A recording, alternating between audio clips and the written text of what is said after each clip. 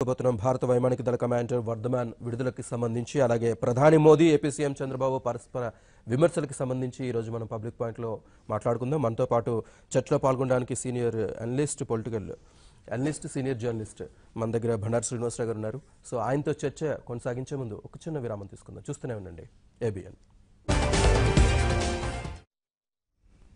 Public point తిరిగి స్వాగతం. Right, Bandaru Srinivasarao గారు, శత్రు దేశం పాకిస్తాన్ చెర నుంచి సో కేవలం 60 గంటల్లోనే వర్ధమాన్ తిరిగి భారత్లో అడుగుపెట్టారు. సో ఈ పరిణామాన్ని మీరు ఏ విధంగా చూస్తున్నారు? నిజంగా అండి, చాలా మొత్తం 125-130 కోట్ల మంది భారతీయులే కాకుండా దేశ విదేశాల్లో నివసిస్తున్న భారతీయులు కూడా చాలా ఉద్విగ్నంగా ఎదురు చూస్తున్న గడియ.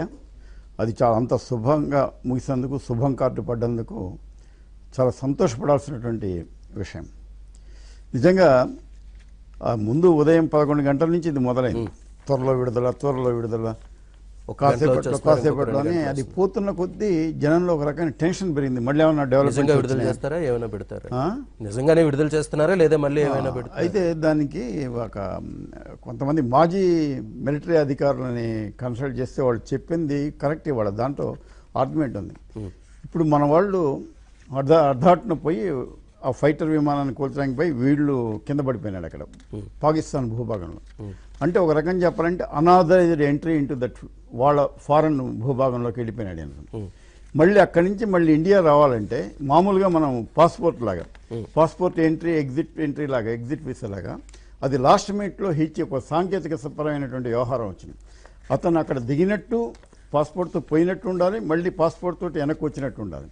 ఆ రెండు చూపెట్టాలి ఎగ్జిట్ ఎంట్రీలు. చూపెట్టడం కోసం వాళ్ళు ఏం చేశారంటే, అప్పుడు ఫస్ట్ అటాచ్ అని ఎక్స్టర్నల్ అఫైర్స్ మినిస్టర్లో ప్రతి ఎంబసీలో ఒక పాస్పోర్ట్లో అప్పటికప్పుడు శాంక్షన్ చేయగలిగిన అధికారం కలిగినటువంటి అధికారి ఉంటాడు అక్కడ. ఓకే, మళ్ళీ వాళ్ళు ఇండియన్ సైడ్ నుంచి వచ్చినట్టుగా, మళ్ళీ పాకిస్తాన్ నుంచి ఇండియా పోతున్నట్టుగా అప్పటికప్పుడు ఎంట్రీ ఎగ్జిట్ వీసాలు అవన్నీ తయారు చేయటం, ఆ పత్రాలు, దాంట్లో జరిగినటువంటి ఆలస్యం సాంకేతికపరమైంది. రేపు పొద్దున మళ్ళీ ఎవరు అబ్జెక్షన్ పెట్టకుండా జరగాల్సింది. అందువల్ల అది ఆ ఆలస్యానికి కారణం అదని చెప్పి, అందుకని ఎక్స్టర్నల్ అఫైర్స్ అటాచీ అతను కూడా ఈయనతో పాటు వచ్చిన వాళ్ళలో ఉన్నారు. ఆ ఎక్స్టర్నల్ అఫైర్స్ మినిస్ట్రీకి సంబంధించిన అధికారులు కూడా అక్కడి నుంచి వచ్చిన వాళ్ళు ఉన్నారు. సరే, ఇంకొకటి ఏంటంటే ఇంకొక సాంకేతిక ప్రమైంది. అక్కడ పట్టుకున్నారు, ఏమైనా డ్రగ్స్ ఇచ్చి అతని చేత నిజం కక్కించడానికి కొంత ప్రయత్నం జరిగి ఉండొచ్చు, లేదా అతని శరీరంలో ఏదైనా కొంత రహస్యమైనటువంటి బగ్స్ పెట్టి మళ్ళీ ఇతను ఇండియన్ అధికారులకి సమాచారం చెప్పేటప్పుడు ఏదన్నా వాళ్ళకి తెలుసుకుంటే ఏర్పాటు చేయొచ్చు. ఇలాంటివన్నీ వాళ్ళు ఏంటంటే మిలిటరీ వాళ్ళు అన్ని కోణాల నుంచి పరిశీలించి మళ్ళీ ఇప్పుడు అతన్ని డైరెక్ట్గా తీసుకెళ్ళి వాళ్ళు పూర్తిగా ఆరోగ్య పరీక్షలను చేసి అతను శరీరంలో ఎలాంటి బగ్స్ లేవని నిర్ధారించుకున్న తర్వాతనే వాళ్ళు పెదవి విప్పుతారు. ఇవన్నీ జరిగితే తర్వాత తనకు 2 రోజుల పాటు కంపల్సరీ లీవ్, ఎట్టన్నా పోవటానికి, అంటే వెంటనే విధుల్లో చేరాల్సినటువంటి అవసరం ఉండదు. అతనికి ఒక విశ్రాంతి అవసరం కనుక అది ఏర్పాటు చేస్తారు. భార్య పిల్లల్ని కలుసుకోవడానికి, ఫ్యామిలీని కలుసుకోవడానికి ఆ ఏర్పాట్లన్నీ జరుగుతాయి. కొన్ని ఈ సాంకేతికపరమైన ఇబ్బందులన్నీ బయటికి చెప్పలేరు ఈ మిలిటరీ వాళ్ళు. ప్రతిదీ ప్రెస్ను పిలుచుకో ఇది ఇలా జరిగింది, అది ఎలా జరిగిందని ఎప్పటికప్పుడు ఈ పొలిటికల్ లీడర్స్ చెప్పినట్టు అక్కడ అలాంటివి ఉండవు. అందువల్ల ఏంటంటే ఆ టెన్షన్ పెరగడానికి అదొక కారణం. అందరూ దేశ విదేశాలకు సంబంధించిన వీళ్ళందరూ పోయినారు. అక్కడికి పోయినా కూడా వాళ్ళు అక్కడ ఏం జరుగుతుందో తెలియదు. అవతల సైడ్ నుంచి ఇంకాసేపట్లో వస్తారంటే కానీ జరుగుతున్నట్టుగా లేదు. ఆ కాలయాపనకి కారణం ఏంటనేది చెప్పగలిగిన వాళ్ళు ఉండరు. దాంట్లో రకరకాల వదంతులు కూడా బయలుదేరినాయి. ఏంటి మళ్ళీ ఏదన్నా పాకిస్తాన్ పునరాలోచనలో పడిందా, ఈ లోపలే అక్కడ బార్డర్లో కొన్ని చోట్ల కాల్పులు జరిగిన సంఘటనలు కూడా జరిగినాయి ఈ కాసేపట్లోనే. వీటన్నిటితో మళ్ళీ ఏదన్నా యుద్ధ ప్రజ్వలనకి ఆజ్యం పోయిపోతున్నారా, ఈ అనుమానాలన్నీ పటాపంచలు చేస్తూ ఆ వీరుడు స్వదేశానికి వచ్చేసాడు. చాలా నిబ్బరంగా ఎలా ఉన్నాయంటే చూసారా, పాకిస్తాన్ బార్డర్, వాఘా బార్డర్లో పాకిస్తాన్కి అవతల గేట్ ఉంటుంది, యువతలో గేట్ ఉంటుంది. యువతల పక్క చూడండి, ఆ రోజు చేసింది మామూలుగా ఏంటంటే బీటింగ్ రిట్రీట్ అని ప్రతిరోజు సాయంత్రం సూర్యాస్తమయ సమయంలో జరుగుతుంటుంది. 2 ఉభయ దేశాల జాతీయ పతాకాలను అవనతం చేసేసి వాటిని జాగ్రత్తగా ఎలా మడత పెట్టాలనేది కూడా మిలిటరీ పద్ధతుల ప్రకారం చేసి దాన్ని సగౌరవంగా మళ్ళీ దాచిపెట్టి మళ్ళీ మన్నాడు ఎగరేస్తారు. అది ఇతన్ని ఎప్పుడు వస్తాడో తెలియదు కనుక 4 లోపల రావచ్చు, ఒకసారి 4 నుంచి 6 లోపల సూర్యాస్తమయ సమయాల ప్రకారం జరుగుతుంటుంది. కానీ ఇతన్ని రాగలుగుతాడో లేదో, ఆ గేట్లు ఒక్కసారి కనుక మూసుకుంటే మళ్ళీ తెరవరు. ఇలాంటిది చాలా సందర్భాల్లో ఎప్పుడు rarest of the rare occasion మొట్టమొదటిసారి ఇతని కోసం ఆ ఎగ్జామ్షన్ కూడా ఇచ్చారు. ఇతను తీసుకురావడం కోసం అటుపక్క గేటుకు తాళం తీశారు, ఇటుపక్క గేటు కూడా తాళం తీశారు. అది చెప్పేది ఏంటంటే చాలా సగౌరవంగా జరిగినాయి. పాకిస్తాన్ సైడ్లో కూడా ఆయన చెప్పిన దాని ప్రకారం మనకు వీడియోలో సైన్యం బాగానే చూస్తుంది. మొట్టమొదటి దిగినప్పుడు పడ్డప్పుడు ఆ లోకల్ వాళ్ళతో కొద్దిగా ఘర్షణ వచ్చింది, కానీ ఒకసారి పాకిస్తాన్ సైన్యం అధీనంలో పోయిన తర్వాత అది వాళ్ళు మర్యాదగానే చూశారని చెప్పి అతని వీడియో కూడా ఉంది. ఉభయ దేశాలు కూడా సంయమనం పాటించడం, ఆ జెనీవా ఒప్పందానికి కట్టుబడి పాకిస్తాన్ వ్యవహరించడం, ఇవన్నీ కూడా మనకి తోడ్పడ్డాయి. అన్నిటికంటే ముఖ్యం ఏంటంటే సౌదీ అరేబియా పాత్ర. మనం మొట్ల మోడీ గారు పోయి స్వయంగా ఆయన ప్రోటోకాల్ పక్కన పెట్టి సౌదీ యువరాజుని అనుకున్నాం కదా, అప్పుడు చెప్పలే ఎవరు. ఆ సౌదీ అరేబియా ద్వారా పాకిస్తాన్ మీద ఒత్తిడి చేశారు. అలానే కిమ్ తోటి సౌత్ కొరియా అధ్యక్షుడితో మాట్లాడటానికి పోయినప్పుడు అమెరికా అధ్యక్షుడు you are going to listen a good news అని చెప్పి ఆయన ఒక ఇండికేషన్ ఇచ్చాడు. అంటే ఇవన్నీ ఏంటంటే అమెరికా దౌత్యం, తర్వాత సౌదీ అరేబియా పట్టుదల, తర్వాత భారత్ దౌత్య రంగంలో సాధించినటువంటి విజయం, వీటన్నిటి ఫలితమే అతని విడుదల. ఒక రకంగా చెప్పాలంటే ఉభయ దేశాలు చాలా గుంభనగాను పద్ధతిగా వ్యవహరించినాయి. ప్రపంచ దేశాలు కూడా విషయాన్ని గమనించి పాకిస్తాన్ని ఎంతవరకు హద్దులో ఉండాలో అంతవరకు హెచ్చరికలు పంపించినాయి. ఇవన్నీ కూడా శుభసూచకని చెప్పాలి. కానీ ఇదేదో ఘర్షణకు పూర్తిగా తెరబడిపోతుంది, పాకిస్తాన్ మళ్ళీ ఇలాంటి పనులు చేయదు అనుకోవడానికి మాత్రం వీలేదు. ఎప్పుడు నిరంతరం మనం అప్రమత్తంగా ఉండాల్సినటువంటి ఆ అవసరాన్ని ఈ సంఘటన మనకు తెలియజెప్తుంది. రైట్, మనతో మాట్లాడడానికి కాలర్స్ కూడా ఉన్నారని విశాఖపట్నం నుంచి ప్రసన్న కుమార్ గారు. ప్రసన్న కుమార్ గారు మీ టీవీ వాల్యూమ్ మ్యూట్లో పెట్టి మాట్లాడండి. నమస్కారం అండి. నమస్తే సార్. నమస్తే అండి. సార్ ఈరోజు అభినందన్ గారు, ఈరోజు మన మిలిటరీ కమాండర్ అభినందన్ గారికి నా నమస్కారాలు సార్. మీ అందరికీ నా నమస్కారాలు సార్. ఇది వెరీ గ్రేట్, అసలు మంచి రోజు అండి ఈరోజు. నిజంగా పాకిస్తాన్ అన్ని దేశాలను కూడా కలిసి ఈ రోజు ఇండియాని సపోర్ట్ చేయడంతో అభినందన్ నిజంగా తిరిగి వస్తారని చెప్పి నాకైతే నమ్మకం లేదు sir. Sir very great sir, thank you. Right, thank you very much. Next Nagul Meera garu. Hello. నమస్తే సార్. నమస్తే అండి.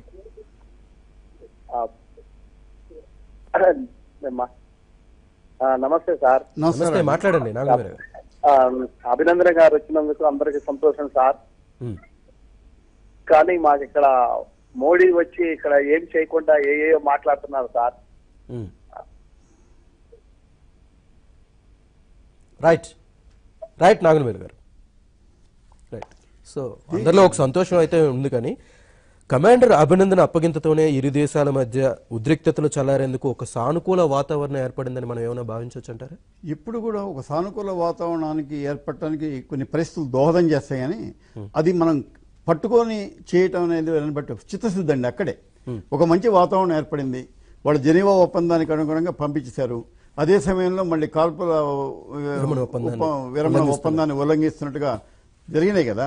కాబట్టి ఏంటంటే ఆ చిత్తశుద్ధి బట్టి, పైగా ఇంకోటి ఏంటంటే అక్కడ మిలిటరీ గవర్నమెంట్ అంటూ ప్రత్యేకంగా లేకపోయినా ఎలక్టెడ్ గవర్నమెంట్ ఉన్నా కూడా మిలిటరీ నడిపించే గవర్నమెంట్ అక్కడ ఉంది ఒక రకంగా చెప్పాలంటే.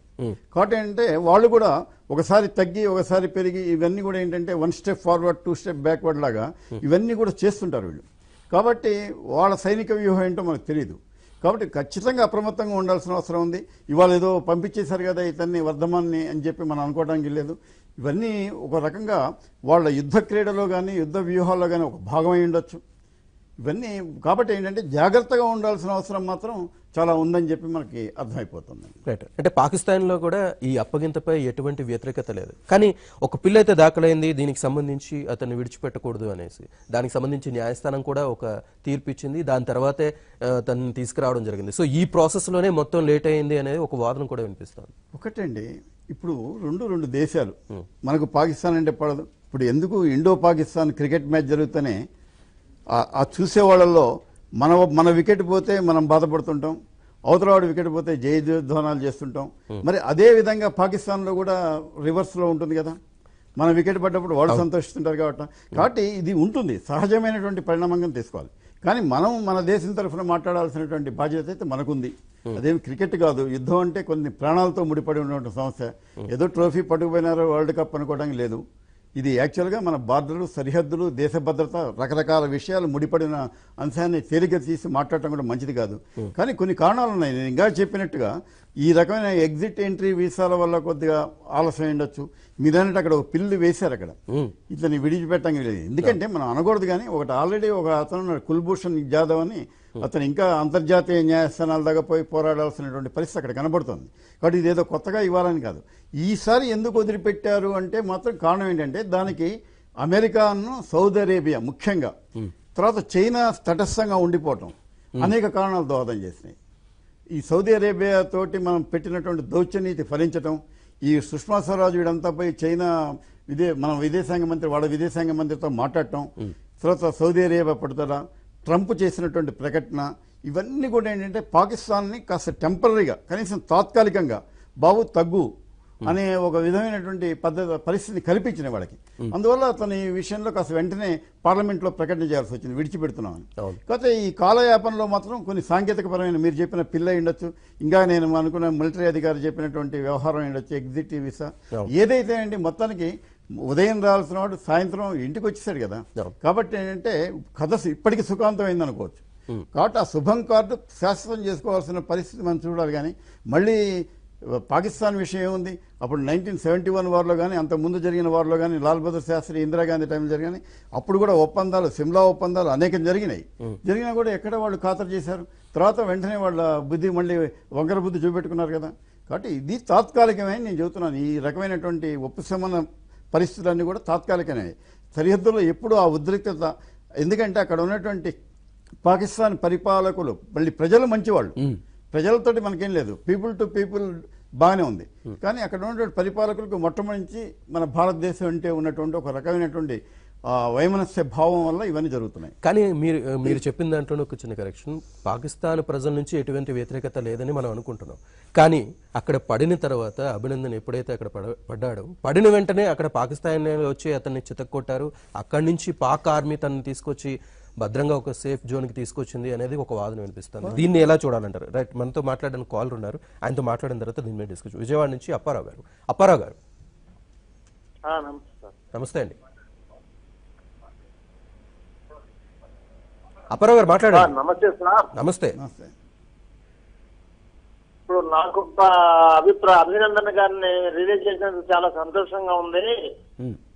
దీనిలో ఇమ్రాన్ ఖాన్ గారిది ప్రముఖ పాత్ర ఉందనుకుంటున్నా నేను.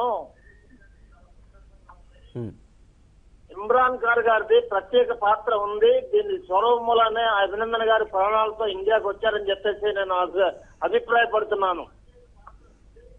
రైట్ అప్పారావు గారు. రైట్, మరో కాలర్ ఉన్నారు, దొరబాబు గారు. దొరబాబు గారు మీ టీవీ వాల్యూమ్ మ్యూట్లో పెట్టి మాట్లాడండి. యా, దొరబాబు గారు మాట్లాడండి. నమస్కారం అండి. నమస్తే. నమస్కారం. అభినందన్ గారికి థ్యాంక్స్ చెప్పండి. రైట్ దొరబాబు గారు. మరో కాలర్ ఉన్నారు, గోపాలరావు గారు. Sir good morning sir. నమస్కారం అండి. కానీ అతను ఆ ఒక్కటి మన ప్రత్యర్థి దేశం వాడు కావచ్చు, కానీ స్పోర్టివ్గా అతను ఒక స్పోర్ట్స్ మ్యాన్ కూడా, క్రికెట్ ఆడినవాడు కదా. అంటే ఆ స్పోర్టివ్నెస్ మనలో కూడా ఉండాలి. అతను ఒక హుందాగా ఒక డెసిషన్ తీసుకున్నాడు. తర్వాత మన సైనికుడు అక్కడి నుంచి వచ్చిన తర్వాత కూడా ఒక మంచి మాట చెప్పాడు, వాళ్ళు నన్ను చాలా మర్యాదగా గౌరవంగా తీసుకున్నారని చెప్పి. కాబట్టి ఇంకా దాన్ని మరింత పొడిచారు. తప్పనిసరిగా మీరు చెప్పినట్టు మనం ఇచ్చినటువంటి సమాచారంతో కానీ, ఇవాళ జరిగిన సంఘటనలు బట్టి కానీ, లేదా ప్రపంచ దేశాల నుంచి ఒత్తిడిని బట్టి కానీ పాకిస్తాన్ తప్పనిసరిగా యాక్ట్ చేయాల్సినటువంటి అవసరం ఉంది వాళ్ళ మీద. ఎందుకంటే వాళ్ళు ఒప్పుకుంటున్నారు, జైషే మహమ్మద్ అనే వ్యవస్థాపకుడు మసూద్ అనేవాడు మా దగ్గరే ఉన్నాడని వాళ్ళు ఒప్పుకున్నారు కదా. సో అట్లాంటప్పుడు జైషే మహమ్మద్ వాళ్ళే ఈ సంఘటనని చేశారని వాళ్ళే స్టేట్మెంట్ ఇచ్చారు. ఇట్లాంటప్పుడు ఖచ్చితంగా చర్యలు తీసుకోవాల్సిన బాధ్యత పాక్ ప్రధాని మీద ఉంది కదా. శ్రీనివాస్ గారు, నేను మొదటే చెప్పాను, అక్కడ ఉన్నటువంటి ఒక ప్రత్యేకమైన పరిస్థితి పాకిస్తాన్లో ప్రజలే ఎన్నుకుంటారు ప్రభుత్వాన్ని. అంతవరకు ఎన్నుకోవడం వరకే బాధ్యత. మామూలుగా రోడ్లు వేసుకోండి, విమానాశ్రయాలు కట్టుకోండి, బిల్డింగ్లు పెట్టుకోండి, పర్మిషన్. కానీ ఈ సైన్యం దగ్గరికి వచ్చేసరికి వాళ్ళకి మిగతా అన్నీ పోతాయి. అదే సమస్య అక్కడ. వాళ్ళతోటి ఉన్నటువంటి ప్రధానమైన సమస్య ఏంటంటే, మనం లాస్ట్ టైం కూడా ఇక్కడే చెప్పుకున్నట్టున్నాం, it's elected government controlled by military అని చెప్పి. కాబట్టి అక్కడ ఉన్నటువంటి ప్రత్యేక పరిస్థితులతో అక్కడ ఒక ప్రధానమంత్రి ఉంటాడు, ఒక ప్రెసిడెంట్ ఆఫ్ పాకిస్తాన్, అందరూ ఉండొచ్చు. ఎవరి పాత్రలు వాళ్ళ చాలా పరిమితం. ఓకే, అది రైట్. లక్ష్మీనారాయణ గారు ఉన్నారు, మరో కాలర్ మండపేట నుంచి. లక్ష్మీనారాయణ గారు, లక్ష్మీనారాయణ గారు మాట్లాడండి. నమస్కారం. హలో నమస్కారం అండి. Sir, good morning sir. Good morning sir, good morning sir. Good morning. Good morning sir, నిన్న విడుదలైన మన అభినందన గారికి మీ ద్వారా శుభాకాంక్షలు తెలియజేస్తుంది సార్. రైట్ లక్ష్మీనారాయణ గారు. ఏదైనా సాంగ్ ద్వారా అభినందన గారికి శుభాకాంక్షలు తెలియజేస్తున్నాం సార్. రైట్ అండి. సార్, నిన్న మాకు నిజంగా అండి నేను ప్రైమ్ మినిస్టర్ నిన్న మాకు ఏపీకి ప్రధానమంత్రి గారు వచ్చారు సార్. రైట్ లక్ష్మీనారాయణ గారు, మీ కాల్ చాలా లేట్ గా వస్తుంది. నెక్స్ట్ మరో కాల్ ఉన్నారు, లోక్నాథ్ గారు. లోక్నాథ్ గారు, హలో నమస్తే సార్. నమస్తే అండి. చెప్పండి. సార్ సార్ నమస్తే. నమస్కారం అండి. నిన్న వాఘా సరిహద్దులు అభినందనలు వాళ్ళ సైనికుల మీద చూడగానే మా భారతదేశ ప్రజలంతా పులకించిపోయారు సార్. ఎందుకంటే సార్ చెప్పినట్టు ఆయన నిజంగా ఆయన కారణం జరిగింది సార్. ఆయన పేరు చూడండి, వర్ధమాన్ అభినందన్. ఆ పేరు వింటానే శరీరం పులకరించాలి సార్. ఎందుకంటే ఆయన కూడా మిలిటరీ కుటుంబం అంట. మిలిటరీ కుటుంబంలో ఒక ప్రత్యేకమైన వాతావరణం ఉంటుంది సార్. దాన్ని ఆయన జీవించుకోవడం వల్ల శత్రుదేశానికి వెళ్ళి ఆయన ఏమాత్రం తిరగకుండా అక్కడి నుంచి సమాధానం చెప్పడం, ఆయన ఇక్కడ రావడం జరిగింది సార్. ఇది చాలా సంతోషపడినాం సార్. అంతేకాకుండా ఇది పాకిస్తాన్ భారతదేశం మధ్య దశాబ్దాల సమస్య సార్. ఇది ఏదో ఒక రోజుతోనూ ఒక దౌత్యపరంగా అది పరిష్కారం అవుతుంది అనుకున్నాం సార్. అది కొన్ని ప్రపంచ దేశాలు కూడా పాకిస్తాన్ మీద వచ్చి తీసుకొచ్చి ఆ ఉగ్రవాదాన్ని చదువుపెట్టించేందుకు ప్రయత్నం చేయాల్సిన అవసరం సార్. ఇన్ని ఉద్దేశ క్షణాల్లో మన మోడీ గారు చంద్రబాబు తిట్టేసి మన రాష్ట్రానికి వచ్చారు సార్. వచ్చిన తర్వాత ఆయన మన రాష్ట్రానికి ఏదైనా ప్రకటించాలనుకునేదని, కానీ ప్రజలు ఆశలు అమ్ము చేసేందుకు ఆయన వచ్చినట్టు తెలుసు sir. Right right, thank you very much Loknath గారు. రైట్, ఒక చిన్న విరామం తీసుకుందాం.